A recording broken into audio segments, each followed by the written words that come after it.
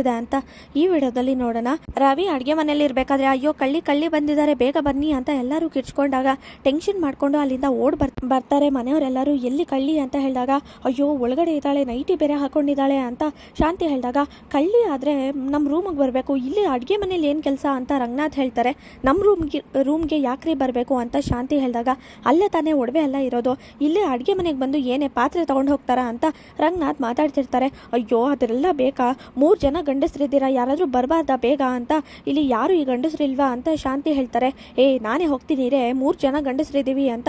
ಇಲ್ಲಿ ರಂಗನಾಥ್ ಹೋಗ್ತೀನಿ ಅಂತ ಹೋಗಿ ಅಯ್ಯೋ ಚಾಕು ಹಿಡ್ಕೊಂಡಿದ್ದಾಳೆ ಅಂತ ಹೊರಗಡೆ ಬರ್ತಾರೆ. ಮಾವ ಪೊಲೀಸಿಗೆ ಫೋನ್ ಮಾಡೋಣ, ನೀವು ಹೋಗಬೇಡಿ ಮಾವ ಅಂತ ರೋಹಿಣಿ ಹೇಳ್ತಾರೆ. ನಾನು ಹೋಗ್ತಿದ್ದೆ ಕಣೋ ಸೂರ್ಯ, ನೀನೇ ಹೋಗಿ ಕರ್ಕೊಂಡು ಬಾರೋ, ಮಿಕ್ಕಿದ್ದೆಲ್ಲ ನಾನು ನೋಡ್ಕೋತೀನಿ. ಹೆಂಗಸ್ ಬೇರೆ, ನಾನು ನನ್ನ ಕೋಪ ತಡ್ಕೊಳ್ಳಲ್ಲ, ಏನಾದರೂ ಹೆಚ್ಚು ಕಮ್ಮಿ ಆದರೆ ಏನು ಮಾಡೋದು ಅಂತ ಮನೋಜ ಹೇಳಿದಾಗ ಗೂಬೆ ನಿನ್ನ ಮುಖ ನೋಡ್ಕೊ, ನೀನು ಹೋಗಿ ಏನಾದ್ರು ಮಾಡಿಬಿಟ್ಯಾ ಅಂತ ಸೂರ್ಯ ಹೇಳ್ತಾನೆ. ಯಾಕೋ ನನ್ನ ಮಗನ ಗೂಬೆ ಅಂತಿದ್ಯಾ, ಸುಮ್ಮನೆ ಹೋಗಿ ಮೊದಲು ಕಳ್ಳಿನ ಹಿಡ್ಕೊಂಡು ಬಾರೋ ಅಂತ ಶಾಂತಿ ಹೇಳಿದಾಗ ಯಾವ ಪೊಲೀಸು ಬೇಡ ಏನು ಬೇಡ, ನಾನೇ ಹೋಗಿ ಕರ್ಕೊಂಡು ಬರ್ತೀನಿ ಅಂತ ಸೂರ್ಯ ಹೋಗಿ ರವಿನ ಹಿಡ್ಕೊಂಡು ಬರ್ತಾನೆ. ಆಗ ಮುಖ ತೆಗೆದು ನೋಡಿದ ತಕ್ಷಣ ರವಿನ ನೋಡಿ ಎಲ್ಲರೂ ಶಾಕ್ ಆಗಿ ಅಯ್ಯೋ ದೇವ್ರೆ ಏನು ರವಿ ಇಂಥ ಪರಿಸ್ಥಿತಿ, ನೀನು ಯಾಕೋ ಈ ಥರ ಹಾಕೊಂಡಿದ್ಯಾ ಅಂತ ಶಾಂತಿ ಹೇಳ್ತಾರೆ. ಆಗ ಶ್ರುತಿ ಬಂದು ನನ್ನಿಂದಾನೆ, ನಾನು ರವಿ ಬಟ್ಟೆ ಹಾಕೊಂಡಿದ್ದೀನಿ, ರವಿ ನನ್ನ ಬಟ್ಟೆ ಹಾಕೊಂಡಿದ್ದಾನೆ ನೋಡಿ ಅಂತ ತೋರಿಸ್ತಾರೆ. ಅಲ್ಲಮ್ಮ ಶ್ರುತಿ ಏನಮ್ಮ ಆಗಿದೆ ನಿನಗೆ, ನೋಡು ನಮ್ಮಮ್ಮ ಹೇಳಿದಾಗಲೂ ಕೂಡ ನನ್ನ 3 ಜನ ಗಂಡು ಮಕ್ಳಿಗೆ ನಾನು ಯಾವತ್ತೂ ಹುಡುಗಿ ಬಟ್ಟೆ ಹಾಕಿ ಫೋಟೋ ತೆಗೆಸಿಲ್ಲ, ಅಂಥದ್ರಲ್ಲಿ ನೀನು ಇಂಥ ವಯಸ್ಸಲ್ಲಿ ನನ್ನ ಮಗನಿಗೆ ಈ ಥರ ಬಟ್ಟೆ ಹಾಕ್ಸಿದ್ಯಲ್ಲ, ನಿನ್ನ ಮೇಲೆ ತುಂಬ ಪ್ರೀತಿ ಇದೆ, ಆದರೆ ಈ ಥರ ಎಲ್ಲ ಮಾಡಿದ್ರೆ ನನ್ನ ಕೋಪ ತಡ್ಕೊಳಕ್ಕಾಗಲ್ಲ, ಏನೋ ನಿನಗೇನು ಬುದ್ಧಿ ಇಲ್ವಾ, ಅವಳು ಹೇಳಿದ್ಲು ಅಂತ ಹಾಕ್ಕೊಂಡಿದ್ಯಲ್ಲ, ಹೋಗೋ ತೆಗೆದು ಬಿಸಾಕೋ ಅಂತ ಶಾಂತಿ ಬೈದು ಹೋಗ್ತಾರೆ. ಆಗ ಎಲ್ಲರೂ ಹೋಗಿದ ತಕ್ಷಣ ತುಂಬ ಚೆನ್ನಾಗಿ ಕಾಣಿಸ್ತಿದ್ಯಾ ಕಣೋ ರವಿ ಅಂತ ಮನೋಜ ಸೂರ್ಯ ಎಲ್ಲರೂ ರೇಗಿಸ್ತಾ ಇರ್ತಾರೆ. ಹಾಗೆ ಫೋಟೋ ತಗೋತಾ ಇರ್ತಾರೆ ರವಿ ಜೊತೆಗೆ. ಮೀನಾ ಕೆಲಸ ಮಾಡ್ತಾ ಇರ್ಬೇಕಾರೆ ಏನಮ್ಮ ನೀನು ಹೂ ಕಟ್ಟದ್ಬಿಟ್ಟು ಎಲ್ಲ ಕೆಲಸನೂ ನೀನು ಒಬ್ಳೆ ಮಾಡ್ತಿದ್ಯಲ್ಲ, ಯಾಕೆ ಇಷ್ಟು ಬೇಗ ಇದ್ದಿದ್ಯಾ ಅಂತ ಸೂರ್ಯ ಹೇಳ್ತಿರ್ತಾನೆ. ಅದನ್ನ ಶಾಂತಿ ಕೇಳಿಸ್ಕೊಂಡು ಮನೆ ಕೆಲಸ ಎಲ್ಲ ಯಾರು ಮಾಡ್ತಾರೆ, ಮೊದಲು ಮನೆ ಕೆಲಸ ಮುಗಿಸಿ ಆಮೇಲೆ ಎಲ್ಲಿಗೆ ಬೇಕಾದ್ರೂ ಹೋಗಲಿ ಅಂತ ಶಾಂತಿ ಹೇಳಿದಾಗ ಯಾಕೆ ಹಾಗಾದರೆ ಇಬ್ಬರು ಇದ್ದಾರಲ್ಲ ಸೊಸೆಂದ್ರು, ಅವರು ಕೂಡ ಮಾಡಬೇಕಲ್ವಾ, ಅವರು ಕೂಡ ಮನೆ ಕೆಲಸ ಎಲ್ಲ ಮುಗಿಸಿ ಆಮೇಲೆ ರೆಕಾರ್ಡು ಮತ್ತು ಪಾರ್ಲರ್ಗೆ ಹೋಗ್ತಾರಾ ಅಂತ ಸೂರ್ಯ ಹೇಳ್ತಾನೆ. ನೋಡು ಅದೆಲ್ಲ ಗೊತ್ತಿಲ್ಲ, ಮನೆ ಕೆಲಸ ಮುಗಿಸೇನೆ ಆಮೇಲೆ ಹೂ ಕಟ್ಟಕ್ಕೆ ಹೋಗಬೇಕು, ನಿಮ್ಗೆ ಅಂಥದ್ದೇನು ದೊಡ್ಡ ಕೆಲಸ ಇದೆ ಅಂತ ಶಾಂತಿ ಹೇಳ್ತಾರೆ. ನೀವು ಕೇಳ ಹಾಕಿದ್ನೆಲ್ಲ ಮಾಡ್ಕೊಡೋಕ್ಕೆ ಇವಳೇನು ಮನೆ ಕೆಲಸದವರು ಅಂತ ಅಂದ್ಕೊಂಡಿದ್ದೀರಾ ಅಂತ ಸೂರ್ಯ ಹೇಳಿದಾಗ ಏನೋ ಪ್ರಪಂಚದಲ್ಲಿ ಮನೆ ಕೆಲಸ ಮಾಡೋರೆಲ್ಲ ಹಾಗಾದರೆ ಮನೆ ಕೆಲಸದವರ ಅಂತ ಶಾಂತಿ ಹೇಳ್ತಾರೆ. ಇದೆಲ್ಲ ಒಂದು ದೊಡ್ಡ ಕೆಲಸನ ಅಂತ ಶಾಂತಿ ಹೇಳಿದಾಗ ಅಯ್ಯೋ ನಾನೇನು ದೊಡ್ಡ ಕೆಲಸ ಅಂತ ಹೇಳಿದ್ನ ಬಿಡಿ, ಪರವಾಗಿಲ್ಲ, ನಾನು ಇದನ್ನೆಲ್ಲ ಮಾಡ್ಕೋತೀನಿ, ಇದನ್ನೆಲ್ಲ ಮಾಡಿದ್ರೇ ನನಗೂ ಕೂಡ ಸಮಾಧಾನ ಇರೋದು ಅಂತ ಮೀನಾ ಹೇಳ್ತಿರ್ತಾಳೆ. ಅಷ್ಟರಲ್ಲಿ ಉಪ್ಪಿಟ್ಟು ಮಾಡ್ತಾ ಇದ್ದೀನಿ ಅತ್ತೆ ಅಂತ ಹೇಳಿದಾಗ ರೋಹಿಣಿಗೆ ಏನು ಮಾಡ್ತಿದ್ಯಾ ಅಂದಾಗ ಎಲ್ರಿಗೂ ಒಂದೇನೆ ಅತ್ತೆ ಅಂತ ಮೀನಾ ಹೇಳ್ತಾಳೆ. ಎಲ್ರಿಗೂ ಒಂದೇ ಏನು ಅನ್ಕೊಂಡಿದ್ಯಾ, ಬೆಳಗ್ಗೆ ಆ ಮಗು ಉಪ್ಪಿಟ್ಟು ತಿನ್ಬೇಕಾ, ಅವಳಿಗೆ ಏನು ಬೇಕೋ ಅದನ್ನ ಕೇಳ್ಬಿಟ್ಟು ಮಾಡ್ಕೊಡು ಅಂತ ಶಾಂತಿ ಹೇಳ್ತಾರೆ. ಯಾಕೆ ಬಂದ್ಬಿಡು, ಏನು ಮಾತಾಡ್ತಿದ್ಯಾ ಸಕ್ಕರೆ, ಒಬ್ಬೊಬ್ರಿಗೆ ಒಂದು ಮಾಡ್ಕೊಡ್ಬೇಕು ಅಂದರೆ ಏನು ಅನ್ಕೊಂಡಿದ್ಯಾ, ಅವಳಿಗೂ ಕೂಡ ಕೆಲಸ ಇದೆ, ಹೂ ಕಟ್ಟಬೇಕು ಅಂತ ಬೈತಾ ಇರ್ತಾರೆ.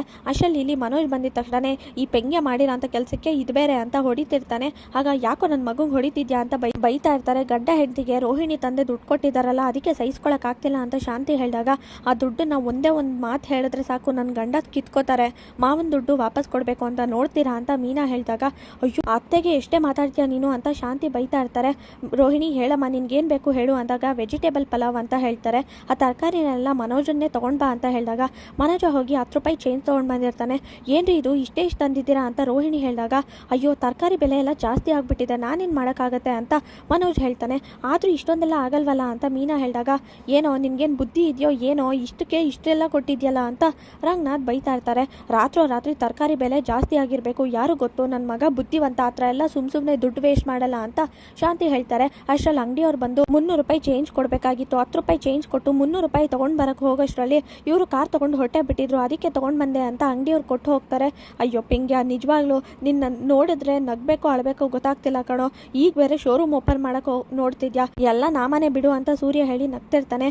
ಮೀನಾ ಸುಮ್ಮನೆ ಏನೇನೋ ಮಾತಾಡಬೇಡ, ಏನೋ ಎಡವಟ್ಟಾಗಿದೆ ಅನ್ಸುತ್ತೆ, ನಿನ್ನ ಗಂಡನಿಗೆ ಸುಮ್ಮನೆ ಇರೋದಕ್ಕೆ ಹೇಳು, ಮೊದಲು ಹೋಗಿ ಅಡುಗೆ ಮಾಡೋ ಹೋಗು ಅಂತ ಶಾಂತಿ ಹೇಳ್ತಾರೆ. ಅದೆಲ್ಲ ಬಿಡೋ, ನಾಳೆ ಏನು ಹೇಳು ಅಂದಾಗ ನಾಳೆ ಈ 27 ಲಕ್ಷ ಎತ್ಕೊಂಡು ಓಡೋದ್ನಲ್ಲ ಈ ಪೆಂಗ್ಯ ಅದೇ ದಿನ ಅಲ್ವಾ, ಏನೋ 1 ವರ್ಷ ಆದರೂ ಇನ್ನೂ ದುಡ್ಡು ಕೊಟ್ಟಿಲ್ವಲ್ಲ, 1 ವರ್ಷ ತುಂಬಿಸ್ಬಿಟ್ಟೆ, ಸಕ್ಕರೆ ಮೇಲೆ ತಲಕಾಯಿ ಮೇಲೆ ಆಣೆ ಮಾಡಿ ಬೇರೆ ಹೇಳಿದೆ ದುಡ್ಡು ವಾಪಸ್ ಕೊಡ್ತೀನಿ ಅಂತ ಇನ್ನೂ ಕೊಟ್ಟಿಲ್ವಲ್ಲೋ ಅಂತ ಸೂರ್ಯ ಹೇಳ್ತಿರ್ತಾನೆ. ಅದು ಬಿಟ್ಟರೆ ಇನ್ನೇನು ಹೇಳು ನೋಡೋಣ ಅಂತ ಇಲ್ಲಿ ರಂಗನಾಥ್ ಹೇಳಿದಾಗ ನಾಳೆ ನಿನ್ನ ಮದುವೆ ಆಗಿರೋ ದಿನ ಕಣೋ ಅಂತ ಹೇಳ್ತಾರೆ. ಅಯ್ಯಯ್ಯೋ ಅಪ್ಪ ಮರ್ತೋಯ್ತು ಅಪ್ಪ ಅಂತ ಸೂರ್ಯ ಹೇಳಿದಾಗ ಕೋಪ ಮಾಡ್ಕೊಂಡು ಹೋಗ್ತಾಳೆ ಮೀನಾ. ಅಯ್ಯೋ ಮೀನಾ ದಯವಿಟ್ಟು ಕ್ಷಮಿಸ್ಬಿಡು, ನನಗೆ ಅದು ನೆನಪಿರಲಿಲ್ಲ ಅಂತ ಸೂರ್ಯ ಹೇಳಿದಾಗ ಅವತ್ತು ಬರೀ ತಾಳಿ ಕಟ್ಟಿದ ದಿನ ಅಷ್ಟೇ ಅಂತ ಸೂರ್ಯ ಹೇಳ್ತಾನೆ. ಮದುವೆ ದಿನನೇ ನೆನಪಿಟ್ಕೊಂಡಿಲ್ಲ, ನಮ್ಮ ಬಗ್ಗೆ ಯೋಚನೆ ಇಲ್ಲ, ಕಾಳಜಿನೂ ಇಲ್ಲ ನಿಮಗೆ ಅಂತ ಮೀನಾ ಹೇಳ್ತಾಳೆ. ನನಗೆ ಯಾವತ್ತು ಮದುವೆ ದಿನ ಅಲ್ಲ ಕಣೆ, ನಾನು ಯಾವಾಗ ನಿನ್ನ ಕುತ್ತಿಗೆಗೆ ಅಂತ ತಾಳಿ ತೊಗೊಂಡು ಬಂದೆ. ನಾನು ಕಷ್ಟಪಟ್ಟು ದುಡ್ದು ತೊಗೊಂಡು ಬಂದಾಗ ನೀನು ಹಠ ಮಾಡಿ ಕರ್ಕೊಂಡು ಹೋಗಿ ನೀನು ದೇವಸ್ಥಾನದಲ್ಲಿ ತಾಳಿ ಹಾಕ್ಸ್ಕೊಂಡಲ್ಲ, ಅದು ನಿಜವಾದ ಮದುವೆ ದಿನ ನಮಗೆ ಅಂತ ಸೂರ್ಯ ಹೇಳ್ತಾನೆ. ಹಾಗೆ ಇಬ್ರು ಖುಷಿಯಿಂದ ಮಾತಾಡ್ತಿರ್ತಾರೆ. ಕುಸುಮ ಇಲ್ಲಿ ಮೀನಾ ಮತ್ತೆ ಸೂರ್ಯಂಗೆ ಬಟ್ಟೆ ಕೊಡೋಕ್ಕೆ ಅಂತ ಬಂದಿರ್ತಾರೆ. ರೋಹಿಣಿ ನಿನ್ನ ತಂದೆ ಜೈಲಲ್ಲಿ ಇದ್ದಾರಂತೆ ಅಂತ, ಪಾಪ ಏನು ತಪ್ಪು ಮಾಡದೇ ಇದ್ದಾರೆ ಅಂತ ಮಾತಾಡ್ತಿರ್ತಾರೆ. ಇನ್ನೊಬ್ರು ಮನಸ್ಸನ್ನ ನೋಯಿಸ್ಲಿಲ್ಲ ಅಂದ್ರೆ ಅಮ್ಮ ಮಗಳಿಗೆ ಜೀವನನೇ ನಡೆಯಲ್ಲ ಅನ್ಸುತ್ತೆ ಅಂತ ಇಲ್ಲಿ ಶಾಂತಿ ಬೈತಿರ್ತಾರೆ. ನನ್ನ ತಂದೆ ಜೈಲ್ಗೆ ಹೋಗಿದ್ದಾರೆ ಅಂತ ಎಲ್ರಿಗೂ ಊರವ್ರಿಗೆಲ್ಲ ಯಾಕೆ ಹೇಳ್ಕೊಂಡು ಬಂದಿದ್ದೀರಾ ಅಂತ ರೋಹಿಣಿ ಹೇಳಿದಾಗ, ನಾನಿನ್ನು ಊರವ್ರಿಗೆಲ್ಲ ಹೇಳಿಲ್ಲ, ನಮ್ಮ ಅಮ್ಮಂಗೆ ಹೇಳಿರೋದು ಅಂತ ಮೀನಾ ಹೇಳ್ತಾಳೆ. ನನಗೊತ್ತಿಲ್ವಾ ನಿನ್ನ ಬುದ್ಧಿ ಮಿಡಲ್ ಕ್ಲಾಸ್ ಬುದ್ಧಿ ಅಂತ ಶಾಂತಿ ಹೇಳಿದಾಗ, ಅತ್ತೆ ನಾಲ್ಗೆ ಮೇಲೆ ನಿಗಾ ಇರಲಿ ಅಂತ ಕೋಪ ಮಾಡ್ಕೊಂಡು ಮೀನಾ ಬೈತಾ ಇರ್ತಾಳೆ. ಆಗ ರೋಹಿಣಿ ಮತ್ತೆ ಶಾಂತಿಗೆ ಶಾಕ್ ಆಗುತ್ತೆ. ಇಲ್ಲಿಗೆ ನಾಳಿನ ಸಂಚಿಕೆ ವಿಡಿಯೋ ಮುಕ್ತಾಯವಾಗಿದೆ. ಲೈಕ್ ಮಾಡಿ, ಶೇರ್ ಮಾಡಿ, ಕಮೆಂಟ್ ಮಾಡಿ, ಹಾಗೆ ಸಬ್ಸ್ಕ್ರೈಬ್ ಮಾಡಿ.